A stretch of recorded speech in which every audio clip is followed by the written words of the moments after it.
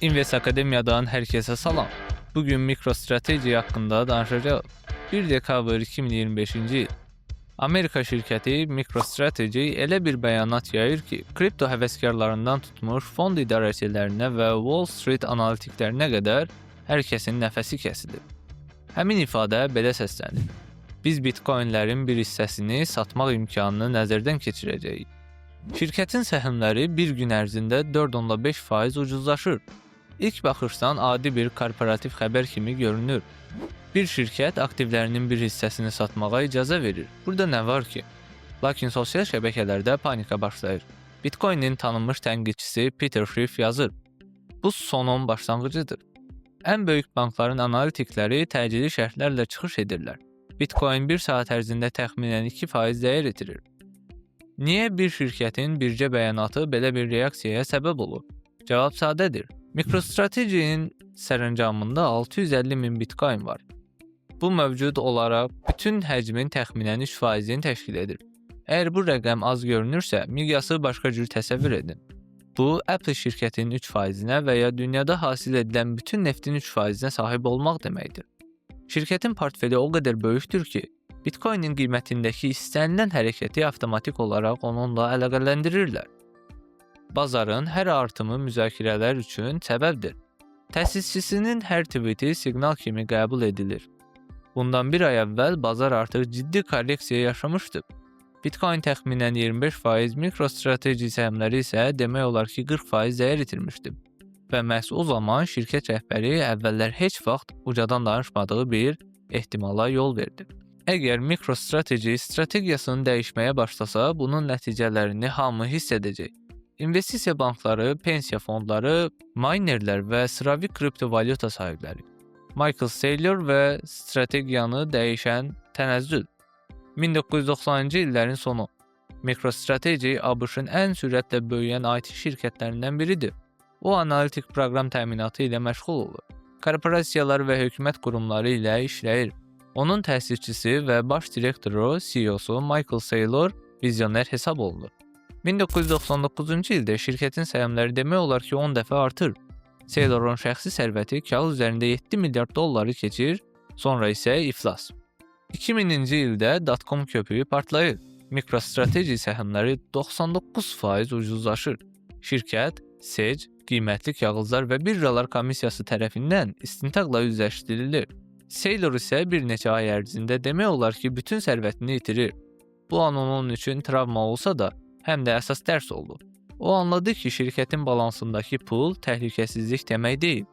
Nəqd pul dəyərdən düşür, səhmlər dövrlərdən asılıdır. Nəqd pul isə zamanla əriyən bir passivdir.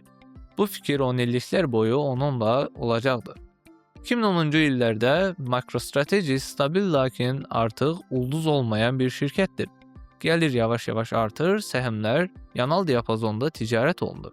Şirkətin hesablarında 100 milyonlarla dollar nəqd pul yığılır ki, bu da FRS-in, yəni Federal Ehtiyatlar Sisteminin 0% dərəcələri fonunda faktiki olaraq alıcılıq qabiliyyətlərini itirir. Məhz o zaman Saylor alternativ axtarmağa başlayır. Mövzumuza keçməkdən öncə sizə bu videonun sponsorunu təqdim etmək istərdim. Taksi 9111 sərfəli qiymətə yüksək xidmət. Mobil tətbiqdə Invest promokodunu istifadə edin və balansınıza 10 AZN əldə edin. Əgər siz də bizim buraxılışımızın sponsoru olmaq istəyirsinizsə, bizimlə e-mail vasitəsilə əlaqə saxlayın və ya Instagramda yazın. 2020-ci il dönüş nöqtəsi. Pandemiya, iqtisadiyyatın görünməmiş stimullaşdırılması. Aylar ərzində çap olunan trilyonlarla dollar Saylor üçün bu 90-cı illərin sonunun təkrarı kimi görünür. Lakin qlobal miqyasda o özünə sual verir. Şirkətin kapitalını harada saxlamaq lazımdır ki, inflyasiya onu məhv etməsin.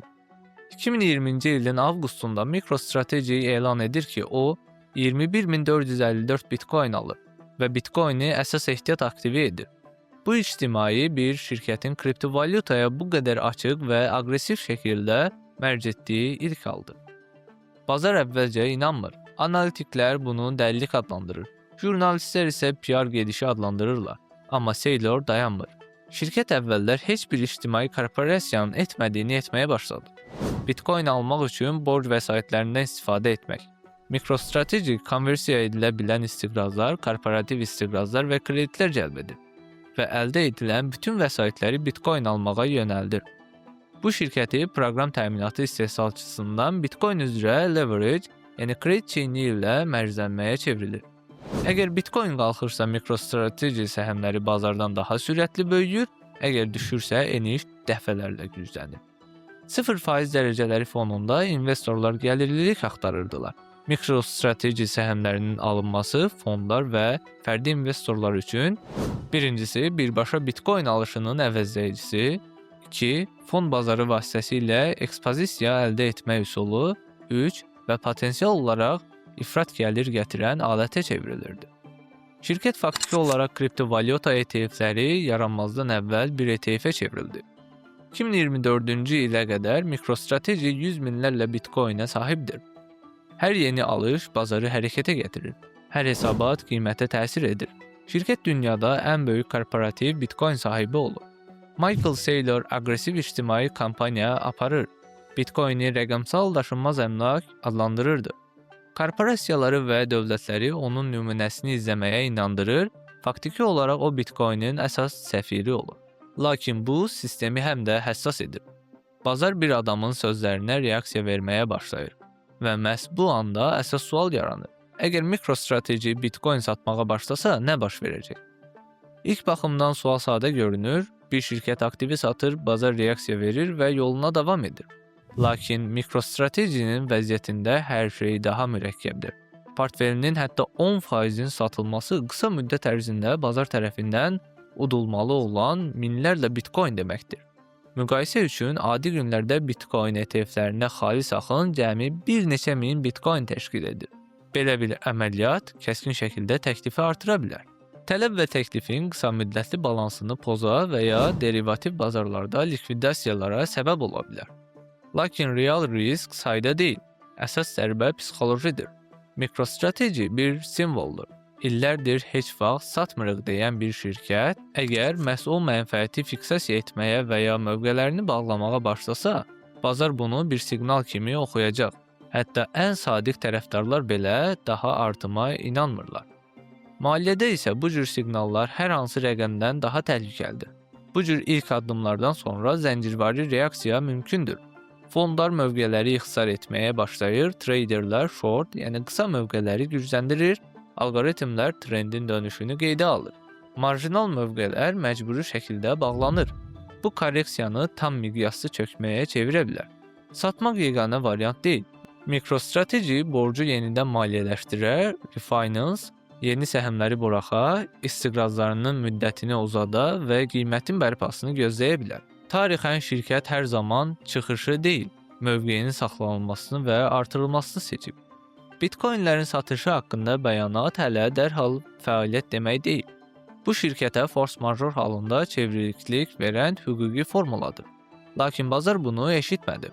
Bazar şübhəni eşitdi. MicroStrategy o qədər böyüyüb ki, artıq nəticəsiz çıxa bilməz. O öz strategiyasından qapalı qalır və bu onu sadəcə investoru yox, Bitcoin artımının girovu edir. Şirkəti və bazarı nə gözlədiyini anlamaq üçün 3 baza ssenarini nəzərdən keçirmək lazımdır. Ssenari 1. Bitcoin almağa davam edir. Əgər Bitcoin artımına qayıdır və maksimumları yeniləyirsə, MicroStrategy ideal mövqedə olur. Bu halda portfelin dəyəri borcdan daha sürətli artır, şirkətin səhmləri bazarı qabaqlayır. Saylor vizyoner statusunu möhkəmləndirir, yeni investorlar səhmlər vasitəsilə daxil olurlar. Bu ssenaridə satmağın mənası yoxdur. Satış səhv kimi qəbul edilərdi. Şirkət Bitcoin saxlamağa və öhdəliklərini yenidən maliyyələşdirmək üçün artımdan istifadə etməyə davam edir. Ssenari 2. Uzun sürən durğunluq, yan hərəkət. Bitcoinin qiyməti tərəddüd edir, lakin dayanıqlı trend vermir. Bu ən xoşagəlməz variantdır. Gəlirlilik yoxdur, borc qalır, investorlar marağı itirir. Belə halda MicroStrategy məcburdur əməliyyat biznesi hesabına yaşasın. Aktiv artımı olmadan borca xidmət etsin, səhm bazarı və kreditorlar arasında balans yaratsın. Bitcoinlərin bir hissəsinin satışı burada mümkündür, lakin yalnız son çarə kimi. Ssenari 3. Dərin çökmə, ən təhlükəli variantdır. Əgər Bitcoin 50-60% dəyər itirirsə, uzun müddət bərpa olunmursa, Girobon dəyəri düşür, kreditorlar tərəfindən təzyiq güclənir. MicroStrategy səhmləri bazardan daha güclü çökə bilər. Bu ssenaridə Bitcoinin bir hissəsinin satışı məcburi xarakter alır və məhz burada bütün bazar üçün sistemi risk yaranır. Niyə MicroStrategy Bitcoinin güzgüsüdür? Şirkət Bitcoinin maliyyə əksinə çevrilib. Artım güclənir, eniş sürətlənir. Bu artıq hedge, sığorta deyil. Bu, kredit çiyini ilə leverage edilən mərcdir. Kim qazanır, kim risk edir? Qaliblər erkən Bitcoin sahibləri, səhmləri əvvəlcədən alan investorlar, risk edənlər, gecikmiş investorlar, zirvədə daxil olanlar və məcburi satış halında bütün bazar. Əgər siz də investisiya etmək istəyirsinizsə, lakin nədən başlamaq lazım olduğunu bilmirsinizsə, biz sizə köməklik edə bilərik. Videonun təsvirindəki linkə keçid edin və orada qısa formanı doldurun. Sizin tələblərinizi əsasən bizim komandamızın müvafiq üzvü sizinlə əlaqə saxlayacaq və investisiya aləmində ilkin addımları atmağa köməklik edəcəksə. Əsas nəticə. MicroStrategy sübut edir ki, Bitcoin korporativ ehtiyat ola bilər, lakin o həm də medalın əks yüzünü göstərdi. Mərc çox böyük olanda o sistem riskinə çevrilir. MicroStrategy hekayəsi sadəcə bir şirkətin кейsi deyil. Bu bir aktivə olan inamın nə qədər uzağa gedə biləcəyini və strategiya ilə risk arasındakı sərhədin haradan keçdiyini göstərir. Real vaxt rejimindəki eksperimentdir. Michael Saylor Bitcoinə mərc etmədi, o başqa bir şey etdi. Korporativ balansı investisiya alətinə çevirdi. Şirkətin dəyərini bir aktivə bağladı, inam xatirinə diversifikasiyadan imtina etdi. Bu klassik korporativ yanaşma deyil. Bu ideoloji mərcdir. Problem ondadır ki, MicroStrategy Bitcoin'i sata bilər. Problem ondadır ki, o bunu hiss etdirmədən etmək üçün çox nəzərə çarpandır. Onun istənilən hərəkəti siqnal kimi yoz olur. Sosial media tərəfindən gücləndirilir, alqoritmlər tərəfindən miqyası böyüdülür. Bazar fakta deyir, faktın gözləntisinə reaksiya verir. Anlamaq vacibdir ki, hətta MicroStrategy satmağı başlasa belə, bu Bitcoin'i məhv etməyəcək. Bitcoin bazarı bir şirkətdən qat-qat böyükdür. ETF-lər, institutionallar, dövlətlər, minerlər. Ekosistem artıq daha geniş və dayanıqlıdır. Lakin qısa müddətli perspektivdə bu ağırlı ola bilər. İnvestor üçün burada bir nəticə var. Bitcoin bir aktivdir. MicroStrategy bu aktivə edilən kredit çiyini ilə leverage mərcidir. Bunlar fərqli risk səviyyələridir. Bitcoin alarkən siz bazarın volatilliğini üzərinə götürürsünüz. MicroStrategy səhmlərini alarkən isə siz Bitcoinin volatilliyini, şirkətin borc yükünü və bir insanın idarəçilik qərarlarını üzərinizə götürürsünüz. MicroStrategy tarixə düşdü. O sübut etdi ki, Bitcoin korporativ ehtiyatların bir hissəsi ola bilər. Amma o həm də göstərdi ki, konsentrasiya və kredit çiyini hətta güclü ideyanı belə həssas edir. Əgər Bitcoin qalxsa, MicroStrategy əfsanəyə çevriləcək. Əgər bazar əksinə getsə, o bir xəbərdarlığa çevriləcək və məhz buna görə onun hər sözünü milyonlar izləyir. Sizinlə Invest Akademiya idi. Məsuliyyətlə investisiya edin. Videonu bəyənməyi, kanala abunə olmağı və Telegram kanalımıza qoşulmağı unutmayın. İnvestisiyalarda uğurlar arzulayır.